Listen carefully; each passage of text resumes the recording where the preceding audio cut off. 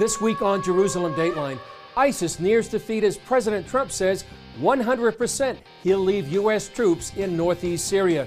What will this mean for the people in that region? Plus, Israel's Gaza border heats up, and Israel's prime minister shows the world how a wall can work. And Awokrowd brings together innovators and investors to change the world. All this and more this week on Jerusalem Dateline.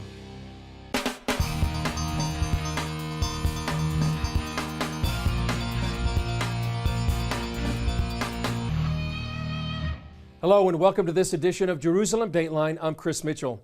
ISIS could only be days away from defeat, and inside northeast Syria, the best allies of the U.S. in the fight against the Islamic State say they're fighting for their freedom and for those who lost their lives in the battle against radical Islam. That's a sound of victory as one of the final ISIS weapons depots goes up in flames. One more sign the end of the Islamic State Caliphate is near. While the U.S. provides air support, this prolonged fight has also required boots on the ground. In 2015, the city of Kobani was the epicenter in the battle against the Islamic State. Nearly 4 years later, you can still see much of the destruction. It was also the beginning of the U.S.-led coalition to defeat ISIS. Those fighting alongside U.S. troops are a team of Kurds, Arabs, Christians, and others called the Syrian Democratic Forces, or SDF. This alliance managed to repel ISIS attacks from Kobani and from Tel Aviv and other areas. And later, after the formation of the SDF, we managed to defeat ISIS terrorism from all north and east Syria. As the front line shifted to the south, these men and women paid a high price as they took back territory from the Islamic State. The Syrian people gave a lot of sacrifices. I think we have more than 9,000 or 10,000 martyrs who sacrificed their lives during the fight to defeat terrorism in the area. Aram suffered great personal loss. Personally, I know all of these friends. I lose them on the field. We were fighting together against ISIS, and we lose them in real sad occasions. We find that they are really our motivation to stand up every morning and fight again and win this war. They fought side by side and now are buried side by side. Even Christians and Muslims. Reem Mardau takes care of this cemetery. They sacrifice themselves and give their souls to keep us in safety and at peace. And at least we can just take care of this cemetery for them. This is our duty. The living now fight for a new way of life here, where everyone is equal. It's the first time that we feel we can take our decision by our minds. It's the first time that we live in justice together. No one is better than me, I am no better from anyone here. With more insight on this critical region, here's CBN News senior international correspondent Gary Lane. Joining us with insights from his recent trip to the Syrian front lines is CBN News contributing correspondent Chuck Holton. Chuck, President Trump now says 100% he's going to keep troops in Syria, U.S. troops there. What does that mean? Well, I think that means that we are supporting the Kurds, the Syrian Democratic Forces, which are primarily made up of the Kurds, in giving them space to establish a safe area for them in eastern Syria. So the Kurds right now control everything to the east of the Euphrates River for the most part. And they have been looking for that. One of the reasons they've been fighting so hard against ISIS, they've been so committed in this fight, is because they see this as their opportunity to establish, if not their own country, at least a safe haven for the Kurds. And so they're very dedicated to that. And leaving U.S. troops there is going to be a calming influence in the region, because you got a lot of players there that are at odds with each other. You've got the Russians, you've got the Iranians, you've got Hezbollah, a very large presence on the eastern side of the Euphrates. You've got, of course, the Syrian Democratic Forces. You've got the United States, and you've got Turkey. Now, if the U.S. leaves, Turkey, Bashar al-Assad's forces, the Russians, the IGRC, they all go back against the SDF, the Kurds.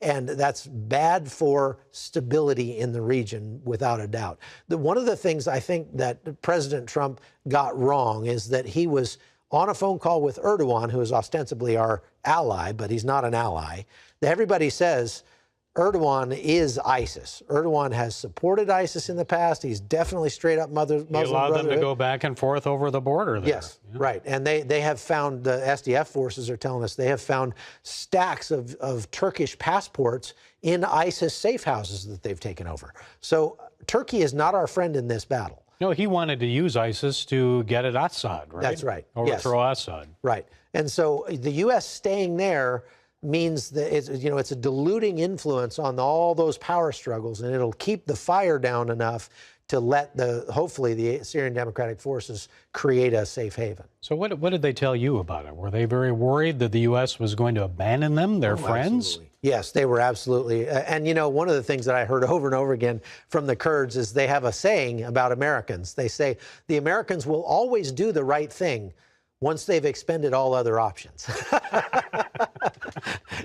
And I think that we've proven them right on that, unfortunately. Now, you were on the front lines. Is the caliphate done now? ISIS through?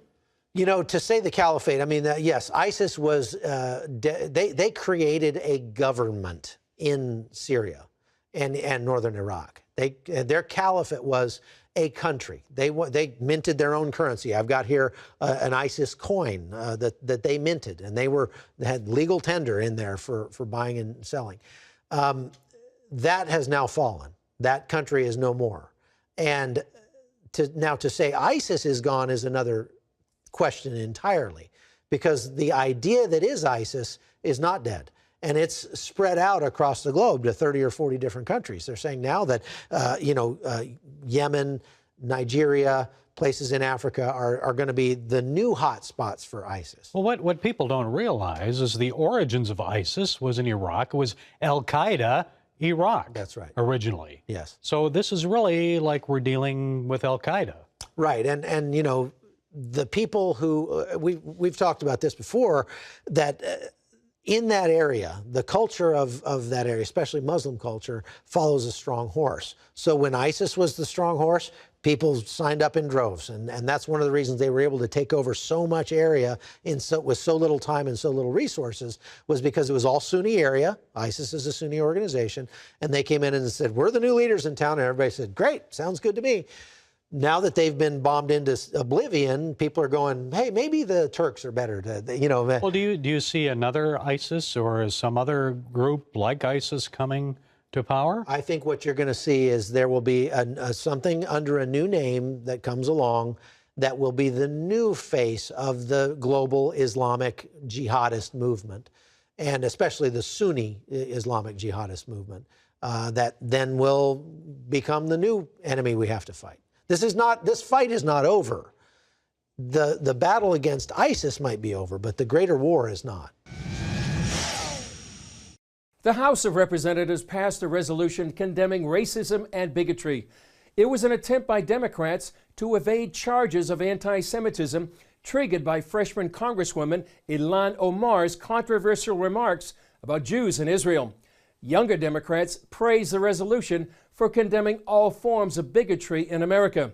But critics say it fell desperately short of addressing the growing problem of blatant anti-Semitism within the Democratic Party. What began as a House resolution condemning anti-Semitism morphed into a 7-page document condemning anti-Muslim bigotry, along with a whole host of other bad behaviors. It all started when freshman Congresswoman Ilhan Omar, one of 2 Muslim members of the House, suggested lawmakers who support Israel are pledging allegiance to a foreign country, something many lawmakers found deeply offensive. We are having this debate because of the language of one of our colleagues, language that suggests that Jews like me, who serve in the United States in Congress, and whose father earned a Purple Heart fighting the Nazis in the Battle of the Bulge, that we are not loyal Americans?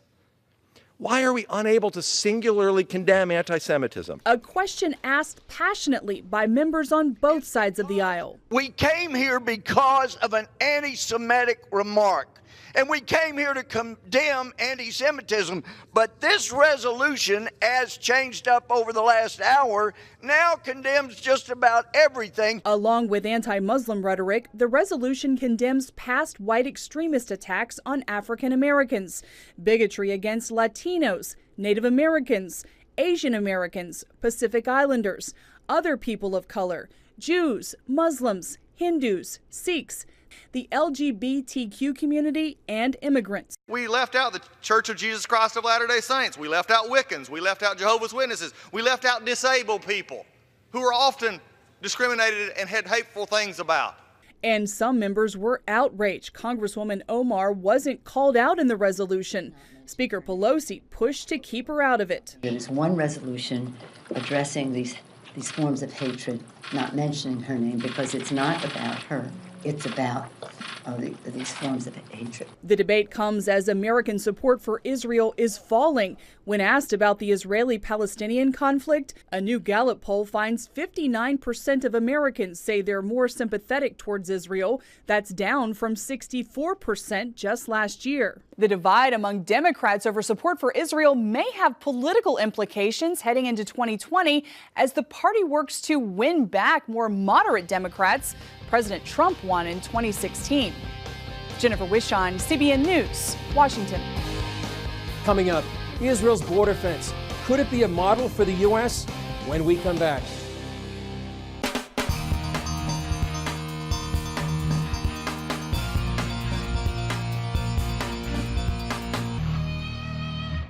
For weeks, Hamas has heated up the Israeli-Gaza border by sending explosive devices across that border by balloon. It's been nearly a year since Hamas launched its so-called March of Return along that border with sometimes daily violent protests. Israel Defense Forces aircraft have been striking Hamas targets inside Gaza for more than a week in response to those balloons and other explosive devices. Israeli Prime Minister Benjamin Netanyahu said Israel would provide a response to the increased violence. אני ער לכך שבימים האחרונים I am aware that in recent days there has been some renewal of Hamas aggression in all sorts of ways. Hamas should understand that any display of aggression will be met with a very vigorous response on Israel's part. They would do well to understand this now rather than later. Netanyahu was speaking after a tour and briefing at Israel's border fence further south along the Israel-Egypt border. This fence has been a phenomenal success. It has completely stopped the entry of hundreds of thousands of people from Africa and the entry into Israel of terrorists from Sinai. As President Trump and Congress battle over a border wall, they could possibly learn from Israel that's been through the same exercise. Israelis had their own national debate about border security, and they found a solution. During a sometimes heated Oval Office meeting with congressional Democrats over U.S. border security, President Trump pointed to Israel as an example to consider. If you really want to find out how effective a wall is, just ask Israel. 99.9% effective. And our wall will be every bit as good as that, if not better. 8 years ago, Israel faced its own border security crisis when thousands of Africans from nations like Sudan, Ethiopia, and Eritrea came across its southern border. By 2012, 55,000 illegal immigrants flooded into Israel. They came into Israel illegally. They caused major problems in southern Tel Aviv, which was already a little bit run down, but the rape rate and the murder rates skyrocketed from those 55,000 illegal immigrants. David Rubin, author of Trump and the Jews, remembers the debate Israelis went through. There were protests in Israel. There were a lot of people from southern Tel Aviv, those neighborhoods, the residents who were protesting. Israel's solution? Build a high-tech fence along its southern border. It eventually cost nearly $500 million, one of the most expensive projects in Israel's history. The fence runs more than 150 miles, stretching from the Gaza Strip to the Israeli town of Eilat on the Red Sea. The wall was finished in 2015. In 2016, there were 11 illegal immigrants to Israel from that southern border. In 2017, there were 0 illegal immigrants to Israel from that southern border. So I think the evidence is clear. the wall works. In addition to stopping the flow of illegal immigrants, the fence has helped with many other key needs. No doubt, if that wall and that fence didn't exist, there will be many more terrorist attacks, and the free movement of those terrorists that are coming in from Egypt or from Sinai into Israel, we've now stopped that from taking place. Israel only had to build a 150-mile wall, while the U.S. faces a 2,000-mile border with Mexico. Even so, how could this possibly help with the current debate in the U.S. about a border wall? We're very happy to have the high technology and the creativity and the entrepreneurship that we do in Israel, and we're very happy for our friends in America to learn from us. However Congress and the White House reconcile their differences about border security, Israel can point to one wall that works. Up next, how one group is bringing together investors and innovators, changing the world.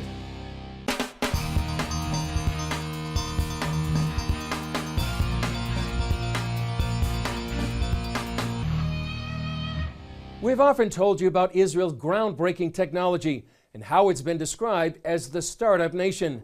Much of that technology was together in one place, and this week we'll look how it's changing the world. Nearly 20,000 innovators and investors from almost every country came to see or signed up online for the largest tech meeting in the history of Israel, the Awokrowd Global Investor Summit. The summit brings together extraordinary technologies like Beyond Meat that developed a plant-based meat substitute, and many more. Very good. They make water out of air. We think that we found the solution for the entire world for the new source of drinking water. They plan to connect the world through microsatellites. There are 4 billion people in the world that are not connected. They need to be able to choose whether to connect, to be connected. And they help the paralyzed get on their feet. It's very innovative. It's perfect. It's so stable. And when I walked down the aisle with it, it was a dream come true. Awokrowd showcased all these technologies. John Medved is the CEO and founder. Awokrowd is the world's largest investment platform for investors to invest in startups online and in person at events like this Awokrowd Summit. At the summit, investors meet innovators. Awokrowd democratizes capital by giving smaller investors an opportunity to invest in cutting-edge innovations, just like the large venture capitalists. After 6 years, Awokrowd is celebrating $1 billion raised for 170 companies. But the bottom line is changing the world. They call it the double bottom line, making money and doing good. What's most exciting about today's event is that we're focused on impact, on how startups can tackle global challenges, how we can look right in the eye these issues of climate change and pollution, hunger, healthcare, transportation, energy, and how can startups really bring to humanity a huge impact for the better. Medved explains it as an expression of tikkun olam, the Jewish concept of healing the world. Betty Wu Adams believes Christians can play a role. God is our first entrepreneur. He created this world out of nothing for the first 6 days. I believe there's a calling for us as Christians to partner with our crowd as we invest in companies that's going to transform and change the world. Adams sees this as a way to bless Israel. Read your Bible. What does God say in Genesis to Father Abraham? This is the apple of his eyes.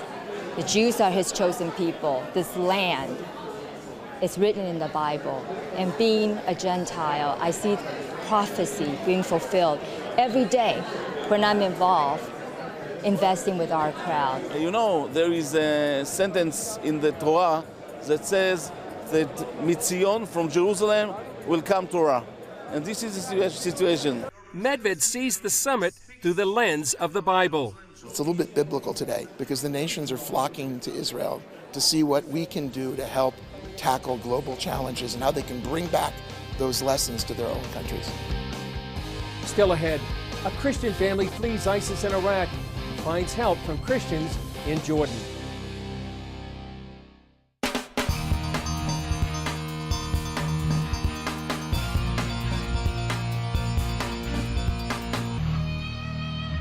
When an Iraqi Christian family of 9 fled ISIS, they found refuge in Jordan. But they were cold and hungry until Operation Blessing stepped in to help. Sandra and her brothers and sisters have struggled to survive as Christian refugees ever since their family was brutally attacked by ISIS. Masked men with guns broke in the door of our home in Mosul. They beat me over the head, then they handcuffed me and threw me into a hole in the ground. They locked me in to die. They told me they were going to kill my husband as they dragged him away. I thought I lost everything, so I just sat on the floor and cried. Wissam was held captive in the hole for 3 days with no food or water. Then, American and Iraqi forces rescued him, and he was reunited with his family. They made their way to Amman, Jordan. I have nothing. The government won't let us have regular jobs, and I spent everything I had to get us away from ISIS. We can only feed our children 1 meal a day, and they can't go to school because we don't have money to register them. It's unbearable seeing them go without. But I have faith in Jesus. That's something ISIS could not take away from me. After Operation Blessing learned about their problems, we took Wissam grocery shopping for meat, rice, and fresh fruits and vegetables. We also got the family powdered milk, diapers, and other things for the baby. My refrigerator was completely empty, and we didn't know how we would get food. Now my children have good things to eat. We also found out the whole family was freezing in their bare floor apartment during the winter. So we bought them carpet and a gas heater they can also use for cooking. And we got the kids new winter clothes. Before we were super cold, and now it's much better. Sandra and her brothers and sisters were enrolled free of charge at our Operation Blessing-funded Christian school. I love the school so much. My favorite part is learning about Jesus and how to be a good Christian. My husband and I are so proud of them. We are all very grateful for this opportunity. Wissam helps out around the school, and in return, we help him with his expenses. With the support of Operation Blessing, Sandra's family is doing much better than before, and their hope has been restored. My children now have a chance for a good future, and you have helped me forget the problems of the past. I pray you will be blessed by God. Jesus sent you to us, and I'm very thankful. I'm so happy to have you in our lives. Thank you for all the help you've given my family. It makes my heart feel glad knowing that you think about us.